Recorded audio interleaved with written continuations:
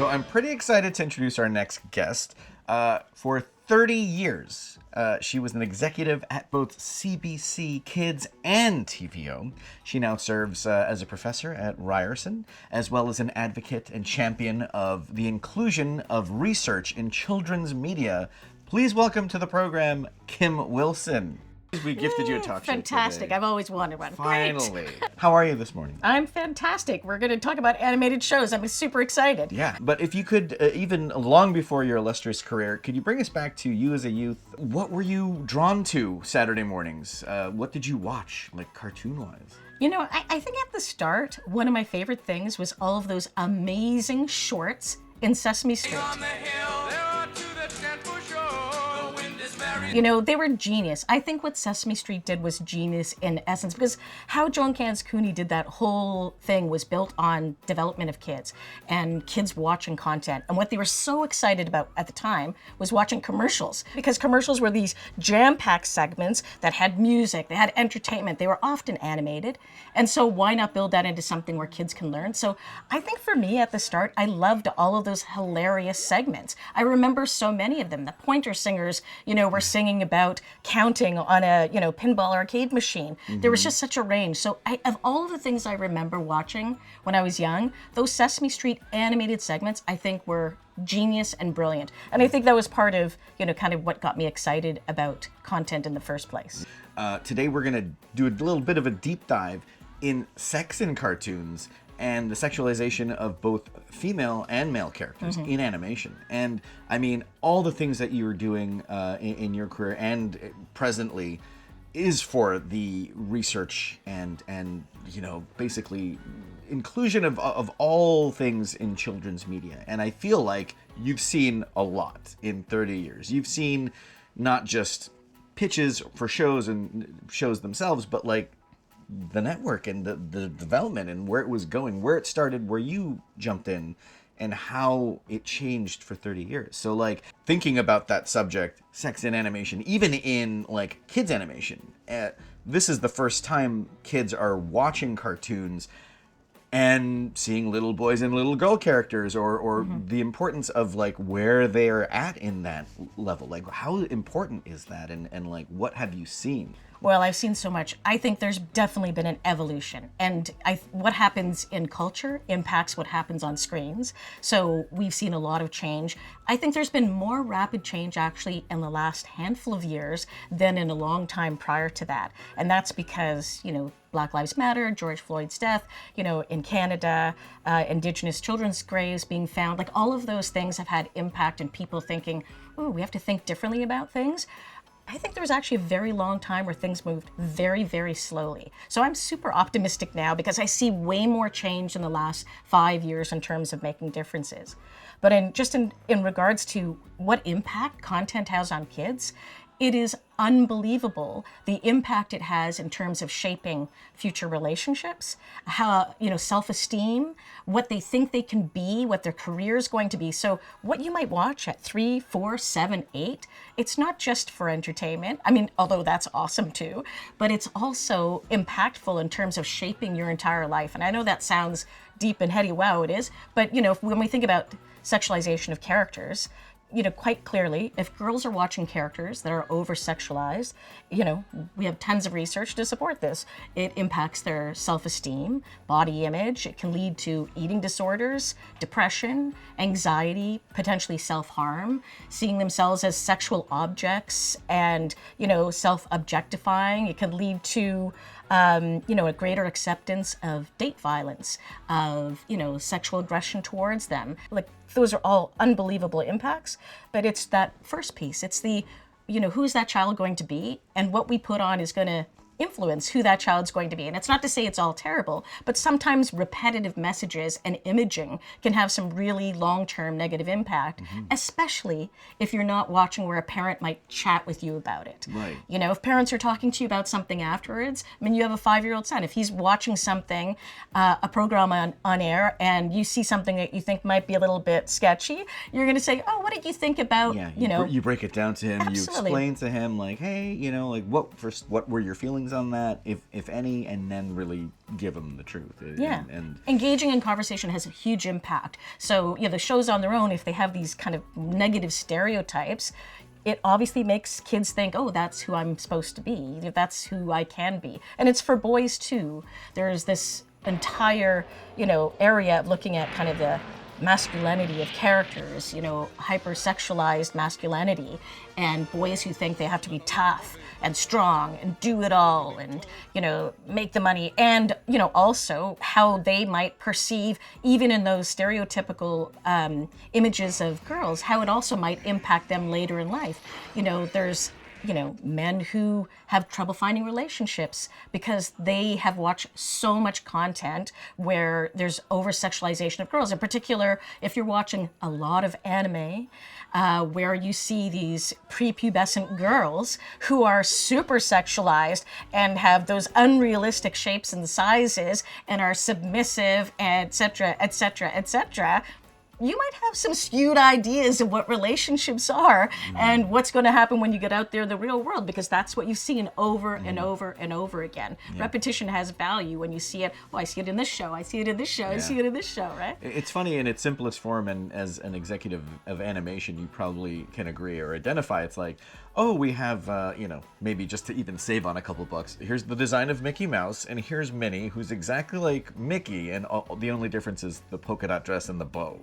And suddenly, if you're watching that as a female young viewer, like, oh, I always must have a bow in my hair. Oh, it can only be identified as a girl if I have a dress on, whereas it's not really like that. Yeah, and I mean, there's some great things happening, just on what you're talking about with dresses. We've seen in our most recent study, which was on animation in Canada for kids, we've seen half of the characters now, girl characters now, are wearing pants or tights under their dresses and skirts. So there's some real positive change.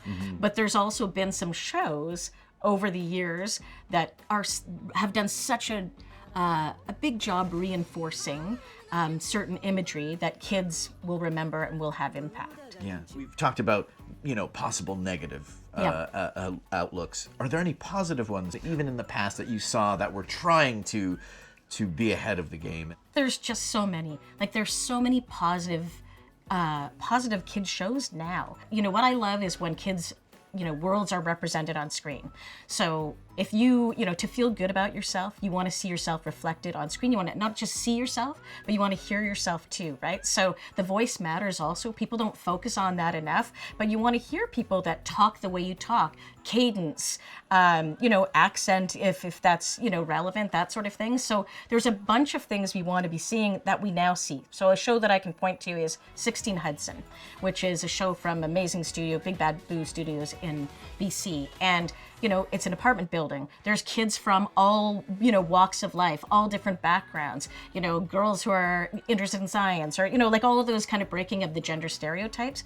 So when I see shows like that, I get super excited, because that is what the world looks like. And kids aren't living in the country. They're not living in middle income family homes in suburbia with a driveway and 2 children. They're living in apartment buildings. They're living in, semi-detached homes in the cities. So we want to see who kids are. We want to see, for kids, media is really a mirror and a window. Yeah. Now, kids, who have that background are so excited to see themselves reflected and feel so empowered.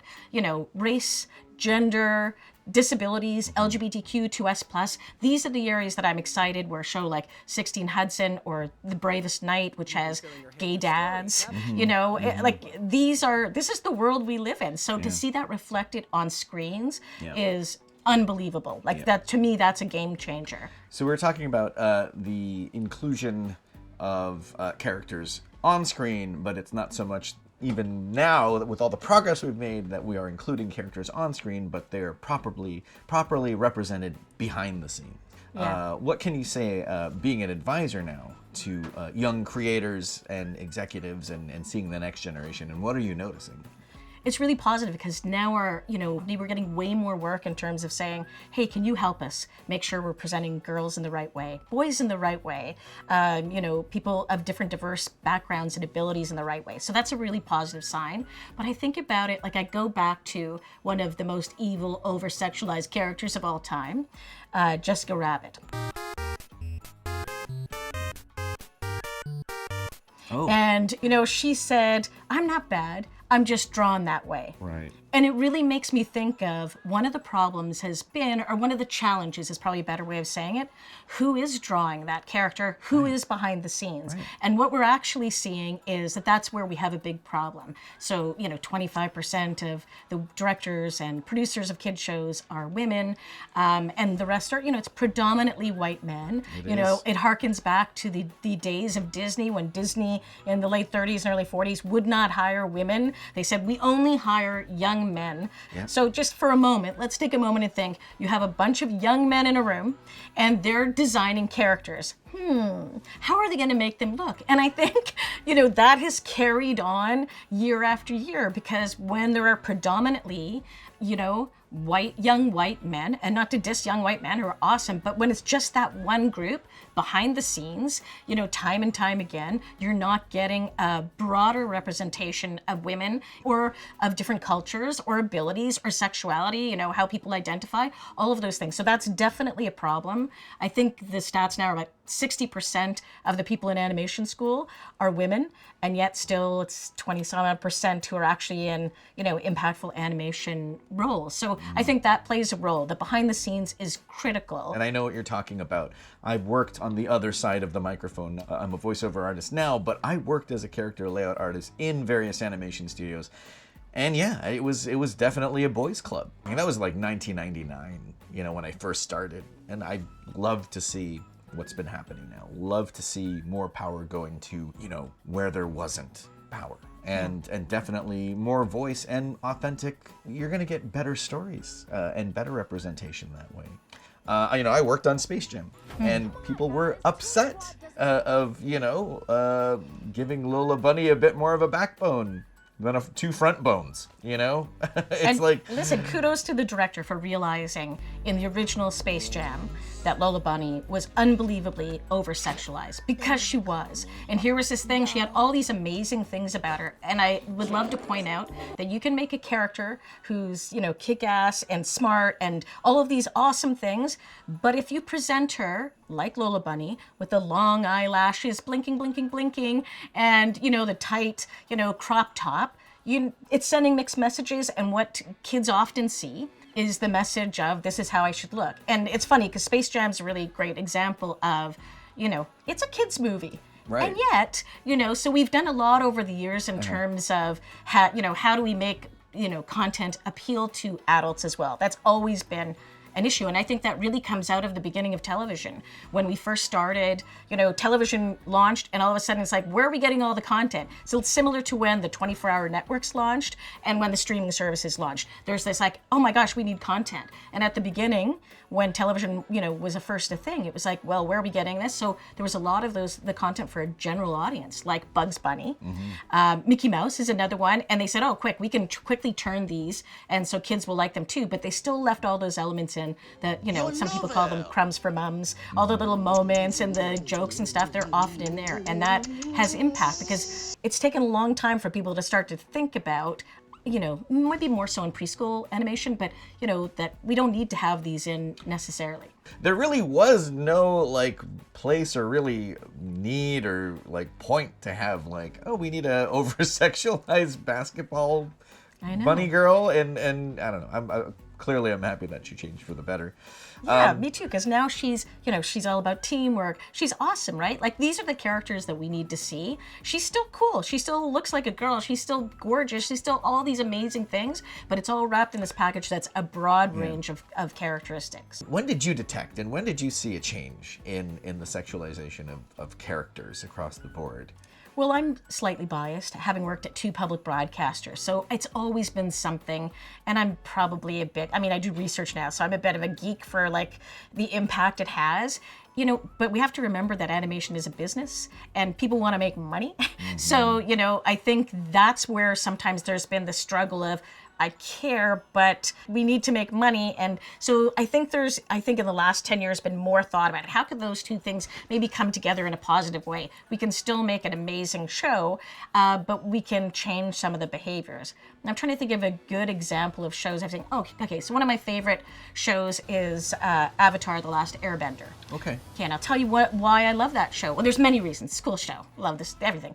But one of the great things is, what do we see when we see relationships on screen? We see a lot of male-led relationship, or inappropriate relationships. Going back to Betty Boop. Do you remember in the early Betty Boop stuff? It's like she had a moment or two where she was a feminist when she pushed off some advances. So it's like, but mostly you see, in the Disney movies, you see this amazing amount of, I'm singing in the garden and talking about a boy and butterflies. We don't need that, right? And the damsel in distress. The damsel in distress, and here's the hero coming to rescue me. So one of the things I love about Avatar: The Last Airbender, so Katara and Aang. So Aang is interested in Katara, and he expresses interest, and she's basically like, I'm not interested in you right now. And then Aang respectfully backs off and doesn't pursue her. And then later on in the series, she decides she's interested, she develops feelings for him, and she acts on that. Mm-hmm. So here we have a situation where the female is leading. The female is not submissive to the male character, where the male character is not inappropriately pushing in a way that's not respectful. So to me, that's teaching healthy relationships, healthy sexuality, and that shows amazing, right? So I think partly people have this perception, if we have to think about all these things, it's going to be so pedantic. Educational consultants are going to ruin the show. It's like all these things.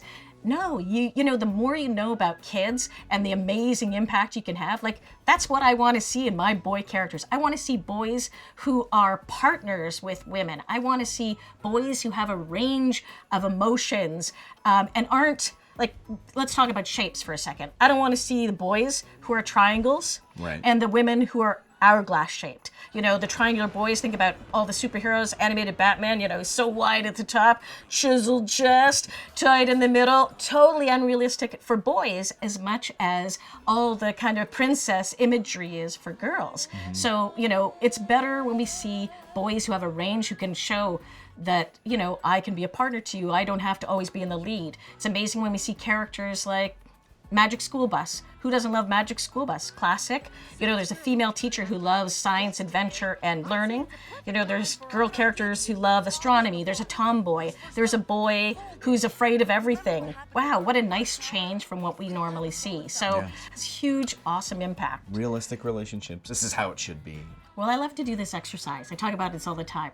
When you're thinking about this, how you sexualize characters, boys and girls, men and women, one of the cool things to do in animation is to look at the characters as a silhouette. So if you look at Disney princesses, for example, as silhouettes over the years, right away you see that is not a normal size and shape. It's quite obvious. We should be looking at silhouettes to see, are we designing characters that are interesting on their own, that don't need to have all those elements? So I think of The Simpsons as a great example. You do, silhouettes of those characters.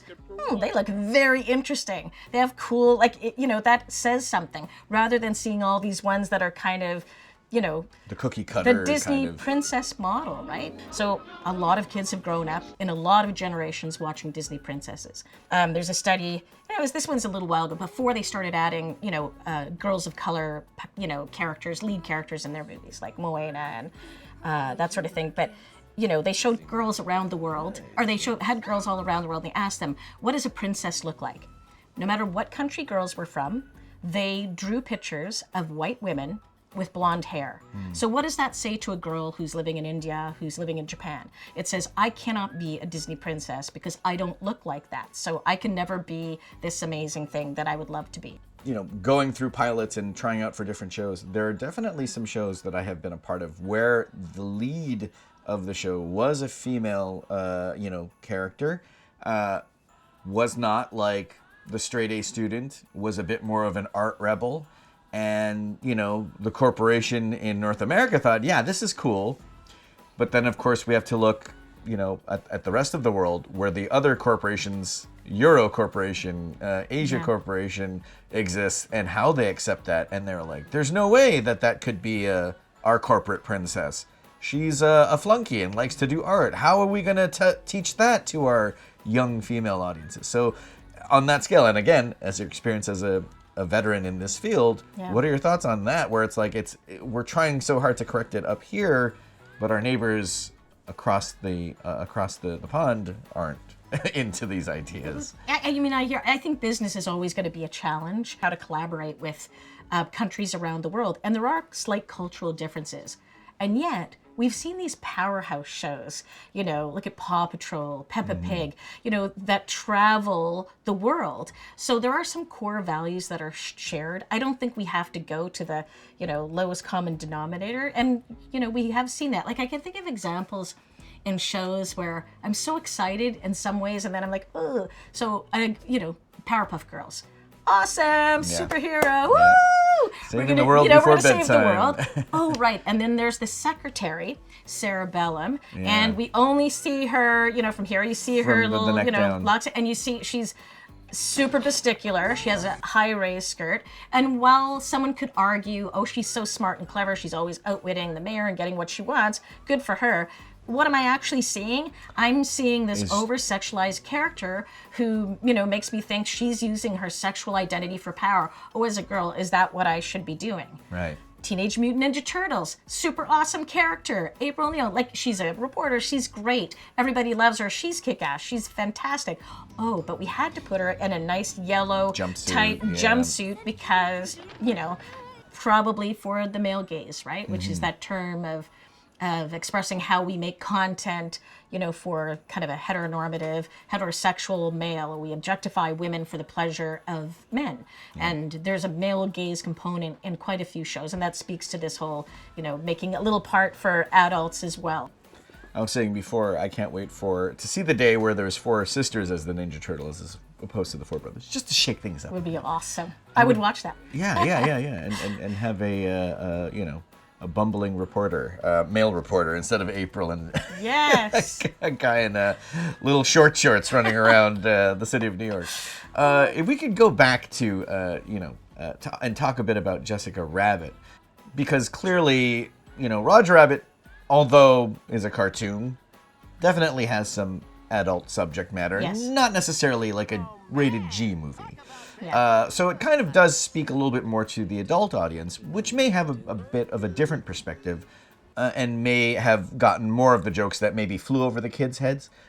Could you kind of go through the difference between what it means as an impact on children, a character like Jessica Rabbit, versus, an adult audience? Yeah, adults can think things through and they have experience outside of that they can relate to. Although I think, by the way, repetitive images of sexual objectification obviously have long-term impact, in particular, on men who see women objectified a certain way time and time and time again. And, research does show that there are impacts in terms of how men or even women are in their partnered relationships in terms of aggressive harassment, all of the things that we've been talking about. But I think kids are very different. And one of the challenges with how we see kind of this sexualization of characters is that when you're looking at characters, we always look and we talk quite a bit about, oh, look at the hourglass figure, look at the huge breasts, look at those eyelashes. And so when you give eyelashes to women and make them dark, what you're doing is sexualizing them and sending messages and images about makeup is important, how you look is important. It's way deeper than just, so I think it's an easy out. Let's make this a female character. Toss us some eyelashes, woohoo! We all have eyelashes, for goodness sakes. But I think there's so many things we have to think about. Jessica Rabbit, she has lots of power. There's so many great things about her character. However, kids are looking at all the things. How does the character look and how they behave? But in that whole area of how do they look, it's not just what they wear, it's also how are they posing? How are they responding to, another character? How is the camera shooting them? All of those things, poses, shooting style, all have an impact. So it's hard when there's mixed messages. You have to remember that kids are getting information from all of the pieces. They're not just saying, like an adult would, well, it's okay because Jessica Rabbit's a, really strong female character. She's empowered, she's leading, or whatever the character is doing on any of these shows. shows, the kids are seeing all of the elements, and they are all together sending messages and images. So that's what's important. And preschoolers, by the way, only watch screens 50% of the time. So, how they, what they're saying and how they're saying it is also important. So, I mean, I think that it's critical to look at the whole picture. You can't compartmentalize for kids and say, but we wrote this character this way, because all of those other factors play such a critical role too. Now, in a case like Powerpuff Girls and something like Animaniacs that have both had reboots, those sexualized characters have disappeared. Yeah, well, I mean, it's the change of the times. In my ideal world, do we ever have characters who you couldn't actually be in real life because you'd have to, cut yourself to no, I would like to see characters who look like kids, who are reflective. I was so excited when Dora the Explorer was launched. That was the first character. I think that was a moment of change where there was a character, on top of, having a Spanish character, a Spanish-speaking character, and all of these kinds of things, she looked like what a toddler or preschooler looked like. And it's an empowering experience for kids to see those characters.